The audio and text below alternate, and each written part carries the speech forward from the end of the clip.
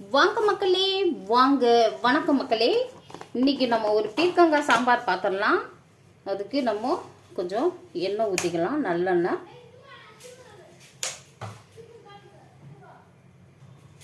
எண்ணெய் காஞ்சிடுச்சு, கொஞ்சம் வெந்தயம் போட்டுக்கலாம். வெந்தயம் போட்டு கொஞ்சம் கடுகு உளுந்தம்பருப்பு போட்டுக்கலாம், வெடிக்கட்டும். கடுகு வெடிச்சிடுச்சு. இப்போது நம்ம கருவேப்பிலை, வெங்காயம், பச்சை மிளகாய் இதை போட்டுடலாம்.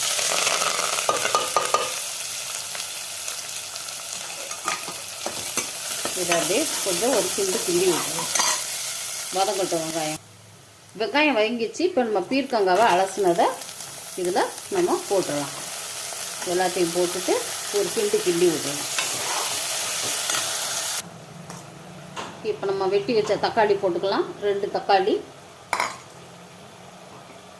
கொஞ்சம் உப்பு போட்டுக்கலாம். இதை கிளறிட்டு நல்லா மூடி வச்சுட்டு ஒரு 10 நிமிஷம் வேக விடலாம். இப்போ பார்க்கலாமா மக்களே, பீர்க்கங்காய் என்ன நிலமையில் இருக்குன்னு. இப்போது இது கொஞ்சம் வெந்துருச்சு. இந்த பீர்க்கங்காய் எல்லாம் சாப்பிடுங்க மக்களே. சுகர் பேஷண்ட்டு, பிபி பேஷண்ட்டுக்கெலாம் ரொம்ப நல்லது. இப்போ தக்காளி நல்லா சாஃப்ட் ஆயிடுச்சு. இப்போ பாருங்கள், இதை நம்ம வீட்டில் அரைச்ச குழம்பு மிளகாய் தூள். இது ஒரு நாளைக்கு உங்களுக்கு வீடியோ போடுறேன். இது ஒரு 3 ஸ்பூன் போட்டுக்கலாம். போட்டு நல்லா கிண்டி விட்டுறோம்.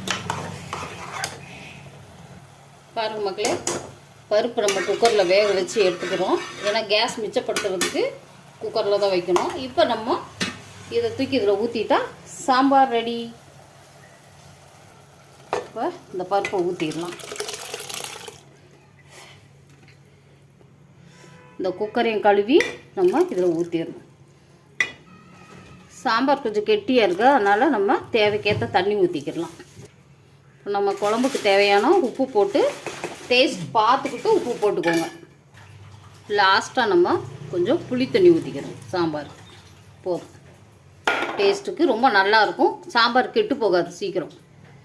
சாம்பாருக்கு ரொம்ப இம்பார்ட்டன்டானது பெருங்காயம். தாளிக்கும் போது ஒரு சிலர் போடுவாங்க, நான் அப்படி லாஸ்ட்டில் இதில் போடுவேன், எண்ணெயில் போட மாட்டேன். ஃபைனல் சாம்பார் ரெடி மக்களே. லாஸ்ட்டில் நம்ம இந்த மல்லித்தலையை தூவி நம்ம ஆஃப் பண்ணிடலாம். சூப்பரான சுவையான பீர்க்கங்காய் சாம்பார் ரெடி மக்களே. அப்படியே இந்த பவுலில் ஊற்றி நம்ம ஷோ பண்ணிடலாம். பாருங்க மக்களே, நம்ம சாம்பாரை இதில் ஊற்றிக்கலாம். இப்படி ஊற்றி நம்ம